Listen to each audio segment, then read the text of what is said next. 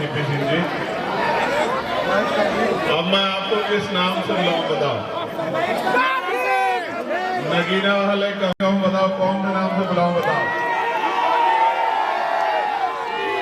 मैं गोकुलपुरी वालों, बहुत बहुत धन्यवाद गोकुलपुरी वालों का।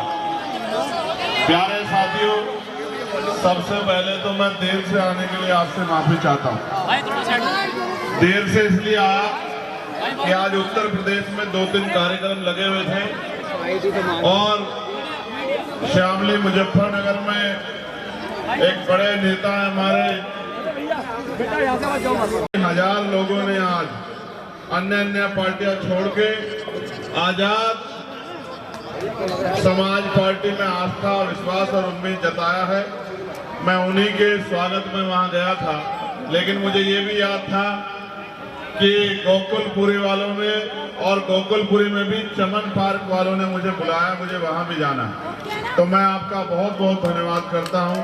इस मंच पर उपस्थित हमारे सभी नेतागण और बहुत सारे तो बिजनौर जिले के नेतागण जो हमारे पिछले 4-5 दिन से यहाँ मेहनत कर रहे हैं, मैं उनका भी बहुत बहुत धन्यवाद करता हूँ।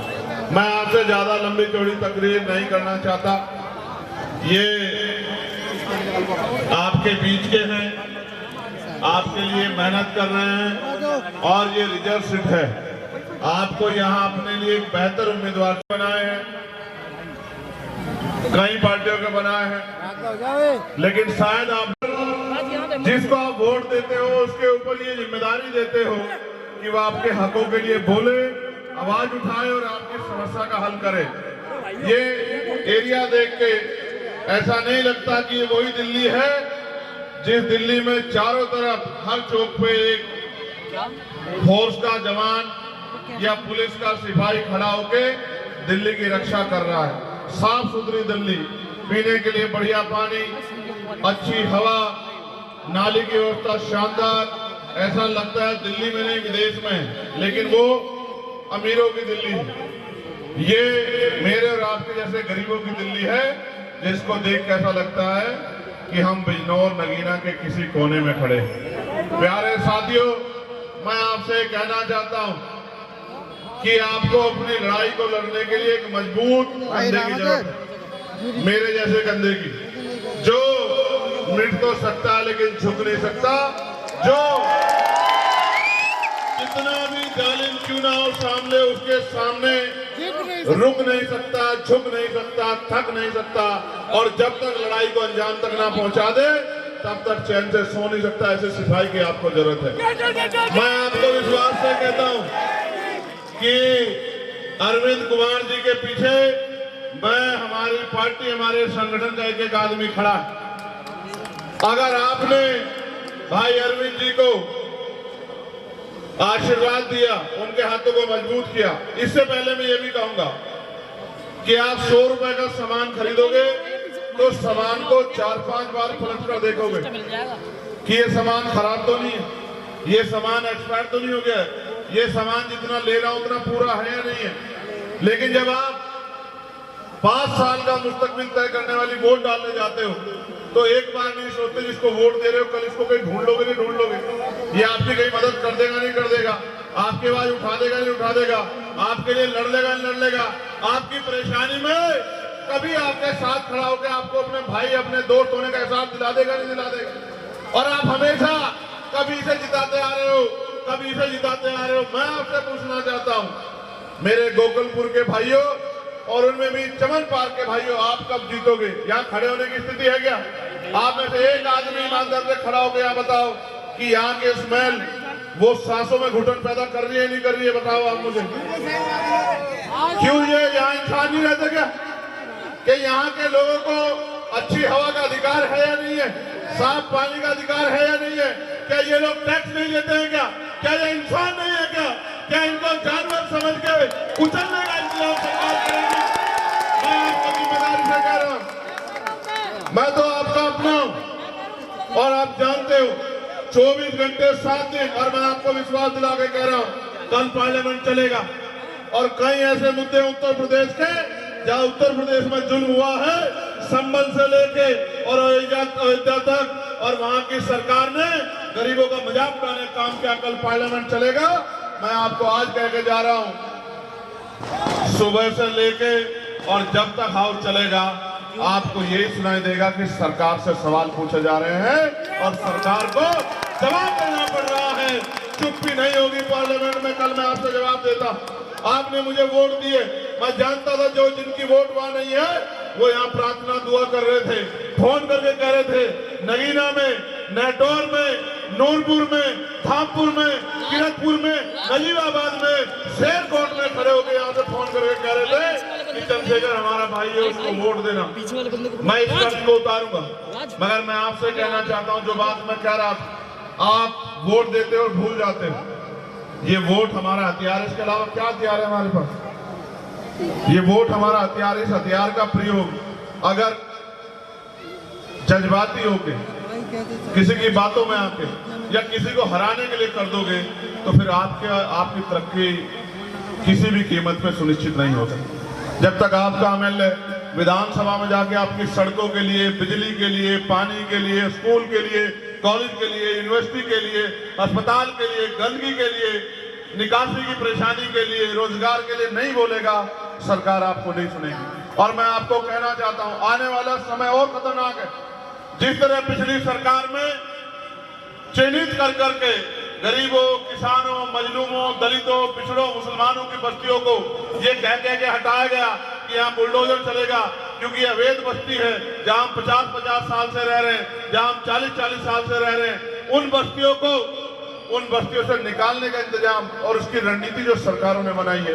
एक आवाज मजबूत नहीं है आपके पास जो असेंबली में खड़ा होके और आपकी आवाज बन के सवाल पूछ सके कि जब हमने 50 साल में इस बंजर भूमि को सींच के आज रहने लायक बनाया तो हम अपनी इस बंजर भूमि में जिसको हमने रहने लायक बना दिया, हम इसमें गलत कैसे हो सकते हैं? हम इसमें इससे बाहर होने वाले क्यों हो सकते हैं?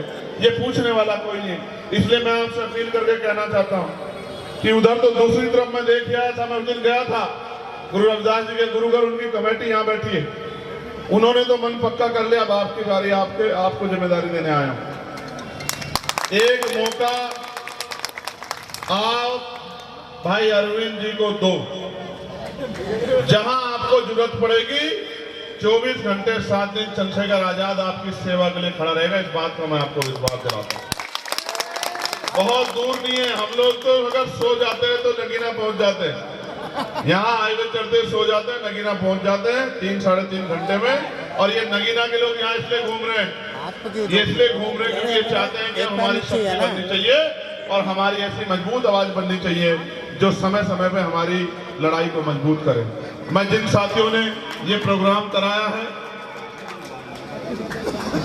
ये कुछ ज्वाइनिंग भी है, ये हमारे नेता सलीम अंसारी साहब बड़े काबिल आते हैं, जब भी लाते हैं, असलम अंसारी साहब, दिलशाद अंसारी जी दूसरे, तनवीर अंसारी, इंफार अंसारी, अरशद अंसारी, इमरान मुल्ला जी, इमरान अंसारी जी, जाहिद अंसारी जी, तारिक अंसारी, नदीम अंसारी, अयूब अंसारी, सारे ही आगे क्या, सानिब अंसारी, रिजवान अली, साइद अंसारी, शोएब अंसारी, अनीस अंसारी, मोहम्मद अली अंसारी, मोहम्मद मुंसाद, सलीम शेख, गुफरान अंसारी, इरफान अंसारी, रियासत भाई अंसारी, रईस प्रधान जी, परवेज कटारिया जी, मोइनुद्दीन सैफी जी, आसिम मलिक जी, नईम मलिक जी, निशान मलिक जी, अरशद मलिक जी, सलाउद्दीन मलिक जी, इरफान अंसारी जी, दिलशाद कुरैशी, सदाकत अंसारी, सोनू अलवी साहब, उवैस इकबाल जी, जमील मलिक, साकिब मलिक, शोएब मलिक, दिनेश दानिश मलिक, फरदीन मलिक, जुनेद मलिक,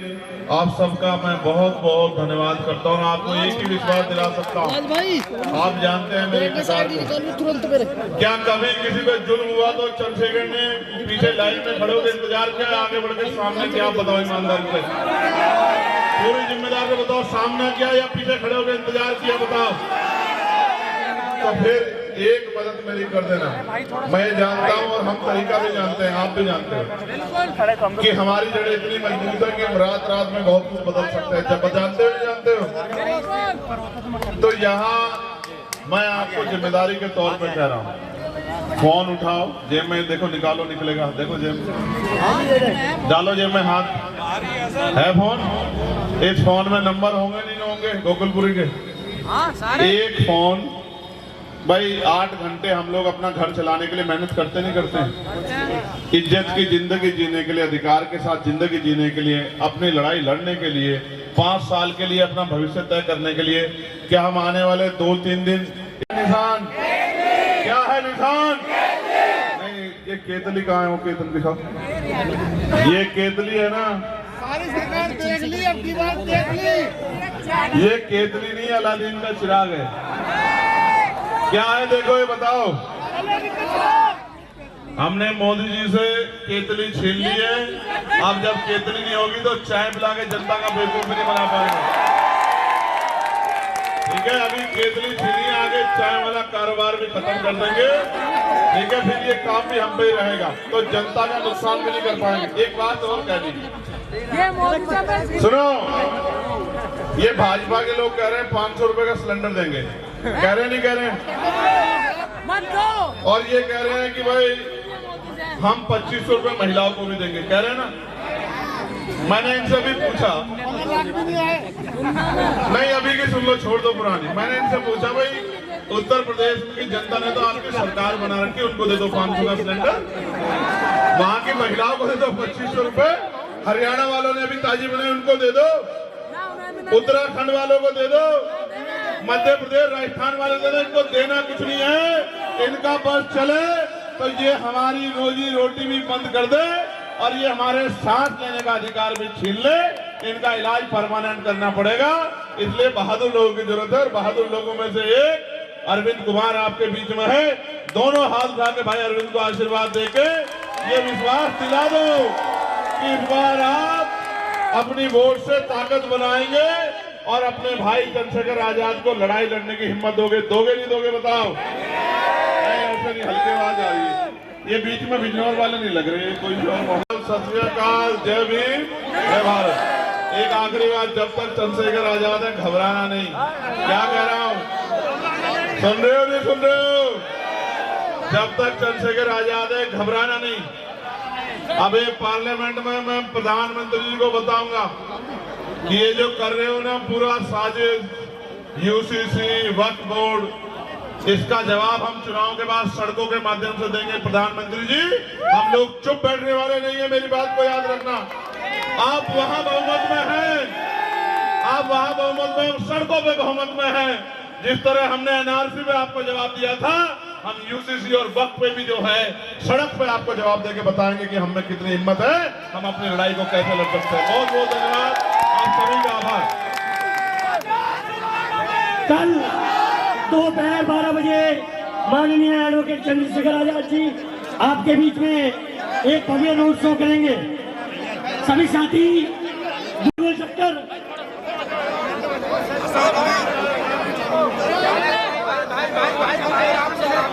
कार्यक्रम अभी खत्म नहीं हुआ है। सभी साथी धैर्य बनाए रख के एक नजम आपके बीच में हमारे जो सिंगर महोदय आए हुए हैं वो पेश करेंगे। मोहम्मद के शहर में, मोहम्मद के शहर में नजम अधूरी अभी वो पूरी करेंगे हमारे सिंगर साहब।